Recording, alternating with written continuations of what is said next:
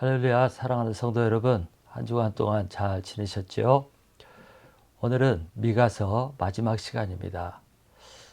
오늘 본문 말씀은 미가서 7장 1절로 20절입니다. 그리고 말씀 제목은 재앙과 소망, 재앙과 소망이라는 제목으로 말씀을 보도록 하겠습니다. 미가 선지자가 이제까지 말씀을 증거했는데 미가 선지자가 직면한 이스라엘 상황은 정말 참담하고 절망적인 상황이었습니다. 총체적으로 지도자들부터 백성들까지 총체적으로 타락을 해서 아무리 둘러보아도 소망이 없는 그런 현실이었습니다. 그리고 이런 이들에게 주시는 하나님의 말씀은 모두가 심판이었습니다. 그래서 이런 절망적인 상황을 바라보는 미가 선지자는 그 입에서 탄식을 바랄 수밖에 없었습니다. 한숨만 내쉴 수밖에 없는 그런 상황이었습니다. 미가 선지자는 그의 비참한 모습을 이렇게 표현하고 있습니다. 1절을 보시기 바랍니다. 재앙이로다 나여 나는 여름 과일을 딴 후와 포도를 거둔 후 같아서 먹을 포도송이가 없으며 내 마음에 사모하는 처음 익은 무화과가 없도다. 여러분, 과일나무는 열매를 맺었을 때 참 아름답습니다. 특별히 가을이 되어서 익은 열매로 가득할 때 정말 이 과일나무를 바라보는 사람의 마음은 기쁘고 행복합니다. 나무의 목적이 바로 여기에 있습니다. 근데 그 아름답던 나무도 과일을 다 따내고 추수한 후에 보면 참으로 허전하고 허망하고 초라하게 보입니다. 때로는 불쌍하게 보이기도 합니다. 지금 미가 선지자가 느끼는 감정이 바로 이런 것이었습니다. 이스라엘 바라볼 때 과일이 다 떨어져 나간 그런 나무와 같은 모습이 현재 이스라엘의 모습인 것입니다.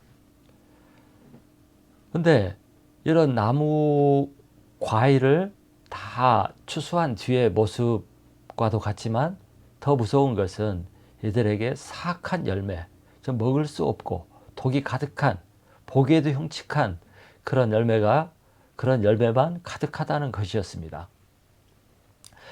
2절부터 4절을 보면 이스라엘의 모습이 얼마나 사악하고 사악한 열매가 가득한지 그것을 볼 수가 있습니다. 2절부터 4절을 한번 보십시오. 그 말씀을 보면 경건한 자가 다 사라졌습니다. 정직한 자들이 없는 나라가 되었습니다.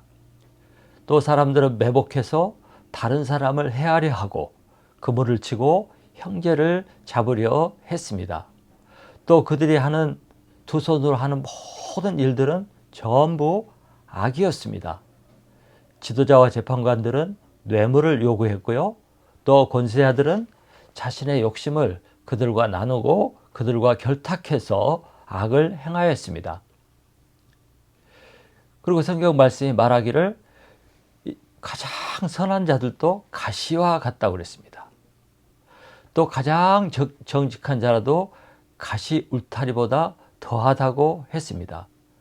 결국 지도자들이나 사람들이나 하는 모든 것들이 남을 상하게 하고 해치고 고통을 주는, 아프게 하는 그런 일들 뿐이었습니다. 이러니 그들에게 무슨 소망을 찾을 수 있겠습니까? 무슨 선한 것을 찾을 수 있겠습니까? 그러면 이런 악한 행위를 하고 있는 이스라엘에게 임하는 그 결과가 무엇일까요? 그것을 4절부터 6절에서 볼 수가 있습니다. 4절부터 6절을 보시기 바랍니다. 4절 끝에 보면 미가가 형벌의 날이 임하게 된다고 말하고 있습니다. 형벌의 날은 심판의 날입니다. 심판이 임하면 끝입니다. 그리고 5절, 6절에는 모든 관계가 깨어질 것을 말하고 있습니다. 그래서 말씀에 보면 이웃을 믿지 말라, 친구를 의지하지 말라, 심지어 품에 안은 여인에게도 비밀을 말하지 말라. 그 다음에 아버지와 아들, 딸과 어머니, 며느리와 시어머니가 모두 원수가 대적이 될 것이라고 말하고 있습니다. 가족 관계가 다 깨어진 것입니다. 여러분, 타락하고 부패한 그런 나라의 끝은 하나님의 심판입니다. 그런데 이 심판에는 여러 가지 방법이 있죠. 하나님께서 죄를 심판하실 때는 질병을 보내기도 합니다. 그런가 하면 기근이나 재해를 보냅니다. 또 더 심하면 이웃나라를 일으켜서 침공하게 하고 그래서 폐허가 되도록 만들어 버립니다. 죽게 되고 사로잡히게 되고 산업이 다 망가지는 그런 전쟁이 일어나기도 합니다. 그런데 오늘 하나님이 이런 것들보다 더 무서운 심판을 말씀했습니다. 그것은 뭐냐면 가족관계, 인간관계, 이웃과의 관계가 다 파괴된다는 것입니다. 서로 믿지 못하고 서로 거짓말을 하고 서로 착취를 하고 서로 경계하고 서로 미워하고 서로 해치는 그런 관계가 된다는 것입니다. 이런 관계가 되고 이런 사회가 되면 살 수 있는 사회가 아닙니다. 정말 사랑도 신뢰도 자비도 없는, 그래서 사람이 살 수 없는 그런 나라가, 그런 사회가 되는 것입니다.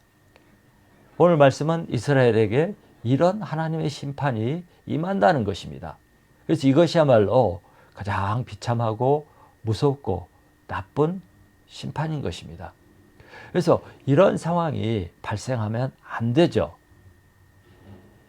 이것은 심판 중에도 가장 무서운 심판입니다. 근데 여러분 생각해 보세요. 지금 세상이 이렇게 되어가고 있습니다. 북미도 그렇고 유럽도 그렇고 또 아시아도 그렇고 한국은 더더욱 그렇습니다. 서로 극도로 미워하고 서로 증오하고 갈라져서 싸우고 또 저주하고 욕하고 외면하고 그런 사회로 가고 있습니다. 이해도 없고 용서도 없고 관용도 없고 더더욱 사랑은 더더욱 없는 그런 사회로 되어가고 있습니다. 네 편 내 편으로 갈라져서 내 편이 아니면 무조건 원수로 여기고 상종을 하지 않고 미워하고 저주하는 그런 사회로 가고 있습니다. 심지어 많은 사람들이 편을 짝짝짝짝 가르고 미움과 분노를 부추기는 그런 사람들도 요즘에 많이 있습니다. 그래서 서로 경쟁하고 극복 대상으로 여기고 적과 원수로 여기고 사는 시대가 지금 시대입니다. 이런 현실은 우리를 매우 슬프게 합니다. 이렇게 되면 남의 삶만 황폐되고 불행하게 되는 것이 아니라 나의 삶도 우리의 삶도 황폐하게 되고 불행하게 되는 것입니다. 그래서 요즘 사람들은 행복하지가 않아요. 많은 것을 갖고 많은 것을 누리고 있지만 마음의 분노와 미움과 다툼과 편가름과 증오와 저주가 가득해가지고 행복하지가 않아요. 마음에 쓴 열매, 쓴 뿌리들이 가득합니다. 지금 이 시대가 저주받은 시대인 것입니다.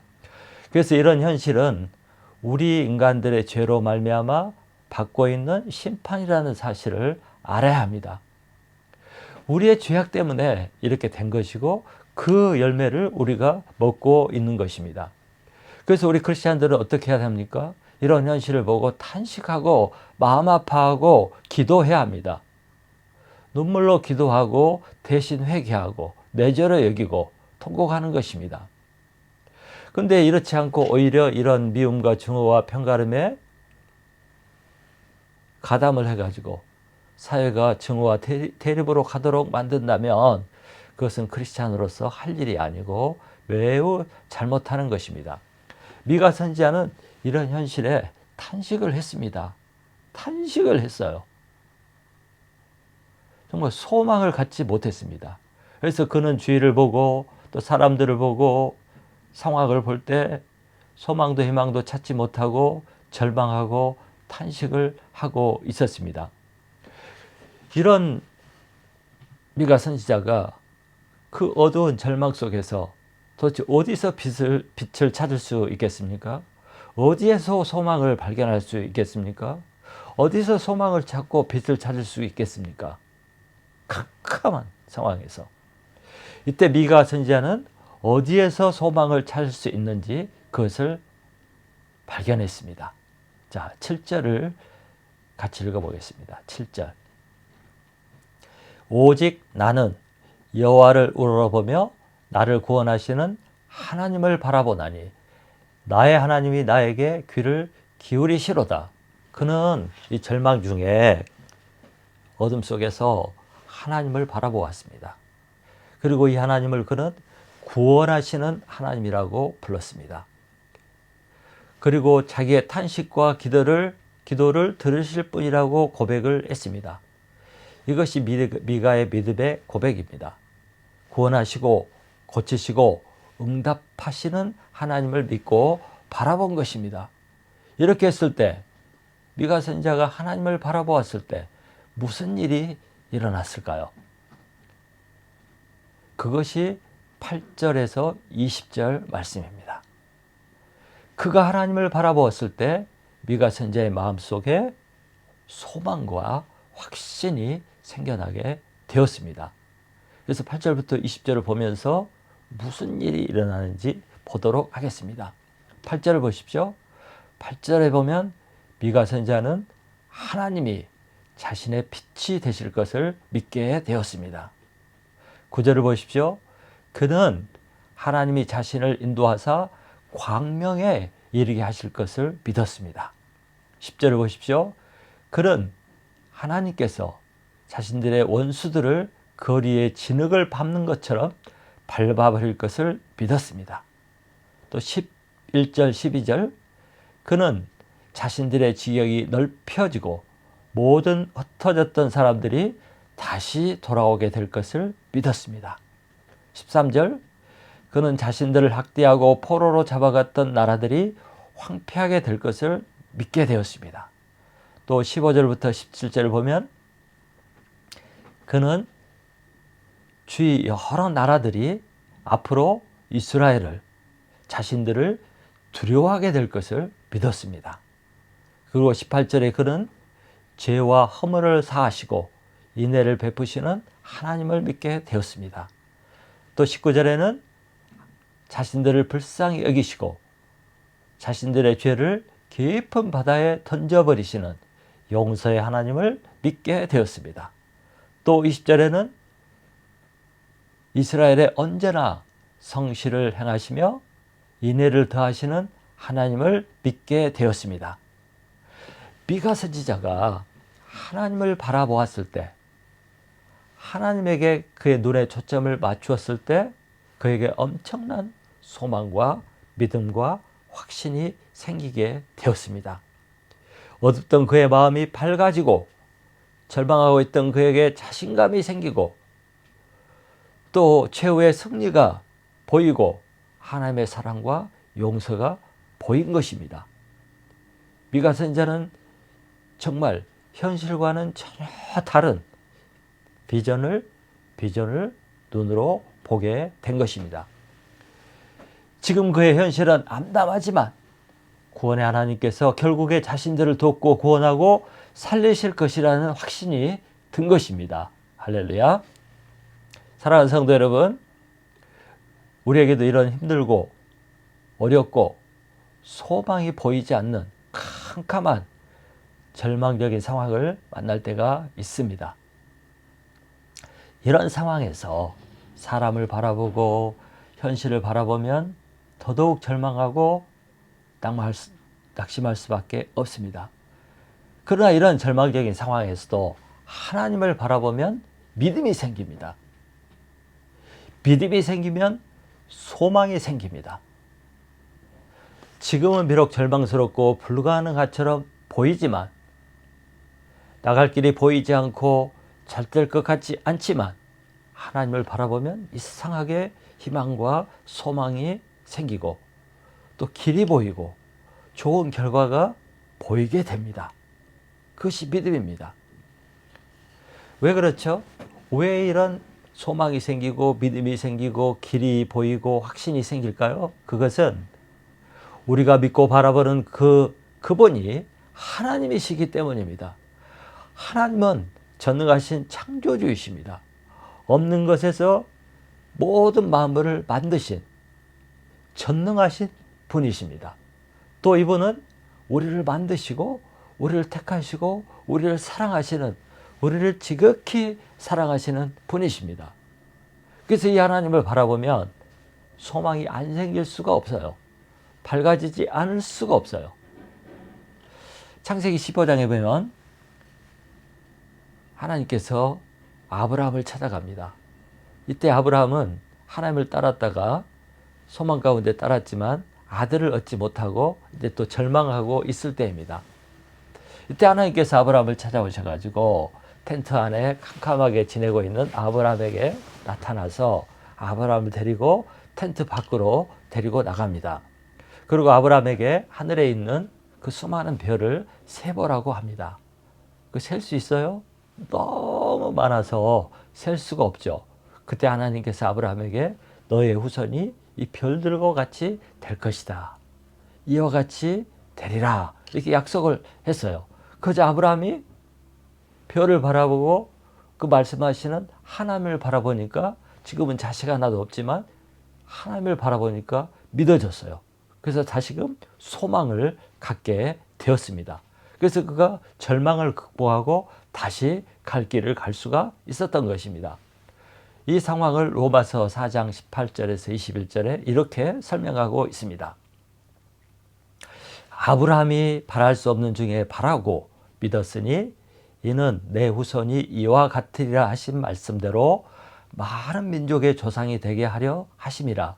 그가 백세나 되어 자기 몸이 죽은 것 같고 사라의 태가 죽은 것 같음을 알고도 믿음이 약하여지지 아니하고 믿음이 없어 하나님의 약속을 의심치 않고 믿음으로 견고해져서 하나님께 영광을 돌리며, 이렇게 말씀이 나오고 있습니다.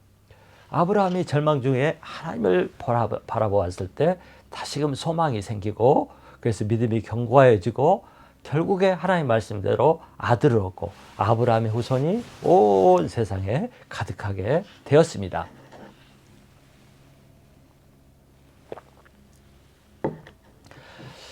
사랑하는 성도 여러분, 우리가 재앙의 때, 절망의 때 우리가 해야 할 일이 무엇이겠습니까? 그것은 미가 선지자처럼 하나님을 바라보는 것입니다. 하나님. 그래서 18절에 이렇게 나오죠. 18절에 오직 나는 여호와를 우러러보며 나를 구원하시는 하나님을 바라보나니. 나라를 보고 세상을 보고 교회 상황을 보면 우리는 탄식할 수밖에 없습니다. 현실을 바라보면 절망적인 생각이 들 때가 많이 있습니다. 그리고 마음에 분노가 생기고 마음이 아파집니다. 또 사람을 보면 실망하고 낙심하게 됩니다. 그러나 우리가 이때 해야 할 일은 그런 것들을 바라보는 것이 아니라 하나님을 바라보는 것입니다. 사람은 할 수 없어도 하나님은 하실 수가 있습니다. 없는 것을 있게 하시고 죽은 자를 살리시는 하나님이 바로 우리의 하나님이십니다. 또 신약 성경을 보면 예수님께서는 죽은 자를 살리고 중풍병자를 일으키고 안진뱅이를 일으키고 소경을 눈뜨게 하고 문둥병자를 고치시고 죽은 지 나흘이 돼서 다 썩어버린 나사로를 무덤에서 나와서 살게 하고 걷게 하고 이런 놀라운 일들을 행하시는 분이 우리 하나님이고 우리 예수님입니다. 이분을 바라봐야 우리가 소망을 가질 수 있습니다. 우리가 믿는 하나님은 바로 이런 분입니다. 하박국 선지자를 바라보면 이런 상황이 나옵니다. 하박국 2장 4절에 보면 하박국이 절망하고 혼돈 속에 있었습니다. 이런 하박국 선지자에게 하나님께서 이렇게 말씀하셨어요. 2장 4절에 의인은 그의 믿음으로 살리라. 왜 하박국이 절망하고 탄식하고 낙심하고 있었냐면 악인들이 잘 되는 거예요. 의인들은 고통을 받고 고난을 당하는데 악인들이 잘 되는 거예요. 뿐만 아니라 하나님을 믿는 이스라엘이 유다가 핍박을 받고 강대국 바벨론이 일어나서 유다를 침공하고 짓밟고 죽이고. 그래서 하박국 선지자는 이것을 이해할 수가 없었어요. 왜 의인이 고난을 받고 핍박을 받고 어떻게 해서 하나님을 믿은 하나님의 나라가 이방 나라에 침략을 당하고 피해를 입고 죽임을 당하고 이러느냐, 받아들일 수가 없었어요. 그래서 불평하고 원망하고 탄식하고 있는 하박국에게 하나님께서 의인은 그의 믿음으로 살리라 이렇게 말씀하셨어요. 이 말씀은 지금 상황은 이렇고 악인이 잘 되는 것 같고 악한 민족이 잘 되는 것 같지만 나를 끝까지 믿으라. 지금만 바라보지 말고 지금 상황만 바라보지 말고 하나님을, 나를 끝까지 믿으라 이 소리예요. 상황에 따라 믿음을 포기하고 절망하면 안 된다 이거예요. 그것은 믿음이 아니에요. 그건 하나님을 못 믿기 때문에 그런 태도가 나오는 것입니다. 그래서 하나님께서 하박국 선지자에게 나를 믿으라. 의인은, 신자는 끝까지 하나님을 믿는 믿음으로 사는 것이다. 결국에 내가 너의 믿음대로 행할 것이고 의인이 잘 되고 하나님 믿는 백성이 잘 된다는 것을 보여줄 것이다. 이런 거예요. 지금만 바라보지 말라는 거예요. 현실만 바라보지 말라는 거예요. 그래서 하박국 선지자는 결국 하나님을 바라보고 믿음을 갖게 되었습니다. 그런 그가 이렇게 고백을 합니다. 하박국 3장 17절. 비록 무화과 나무가 무성하지 못하며 포도나무에 열매가 없으며 감람나무에 소출이 없으며 밭에 먹을 것이 없으며 우리의 양이 없으며 외양간에 소가 없을지라도 나는 여호와로 말미암아 즐거워하며 나의 구원의 하나님으로 말미암아 기뻐하리라. 이렇게 고백을 했어요. 지금 아무것도 없어요. 즐거워하고 기뻐할 것들이 아무것도 없어요. 그걸 할지라도 나는 여호와를 바라보고 여호와 때문에 즐거워하고 나의 구원의 하나님 때문에 기뻐하리라. 하나님을 바라볼 때 그렇게 되는 것입니다. 현실을 초월해서 소망을 갖고 확신을 가질 수가 있는 것입니다. 사랑하는 성도 여러분, 성도는 무엇으로 삽니까? 오직 믿음으로 사는 사람이 성도입니다. 어떤 상황에서도 하나님을 보고 사는 사람이 성도입니다. 절망의 때도, 길이 없어 보일 때도, 망한 것 같은 때도, 말이 안 되는 상황에서도 우리가 붙잡아야 할 것은 하나님입니다. 그것이 믿음입니다. 끝까지 선하시고 성실하시고 우리를 구원하시는 하나님을 바라보고 믿는 것, 그것이 우리가 해야 할 것입니다. 그래서 고린도후서 3장 7절에는 이렇게 말씀합니다. 이는 우리가 믿음으로 행하고 보는 것으로 행하지 아니함이로다. 믿음으로 행하고 보는 것으로 행하지 아니함이다. 성도는, 의인은 보는 것으로 사는 사람이 아니라 오직 믿음으로 사는 사람입니다. 그래서 우리 신자들은 믿음이 있어야 살 수가 있습니다. 믿음으로 하나님을 바라보아야 홍수에 침몰하지 않고 살아남을 수가 있습니다. 이 하나님만이, 이 믿음만이 우리의 소망입니다. 우리의 소망은 오직 하나님께 있습니다. 이런 사람들이 결국에 이런 고백을 하게 됩니다. 18절을 보십시오. 미가 선지자가 이렇게 고백합니다. 주와 같은 신이 어디 있으리까? 이것이 하나님을 바라본 미가 선지자의 최종적인 고백입니다. 주와 같은 신이 어디 있으리까? 이 고백은 우리 하나님 같은 신은 없다. 하나님만이 진짜 참 신이다. 이런 고백입니다. 여러분, 미가 선지자의 이름의 뜻이 무엇인지 아십니까? 마이카 이런 뜻인데, 본 이름인데 여호와와 같은 자 누구인가? 이것이 그의 이름의 뜻입니다. 여호와와 같은 자 누구인가?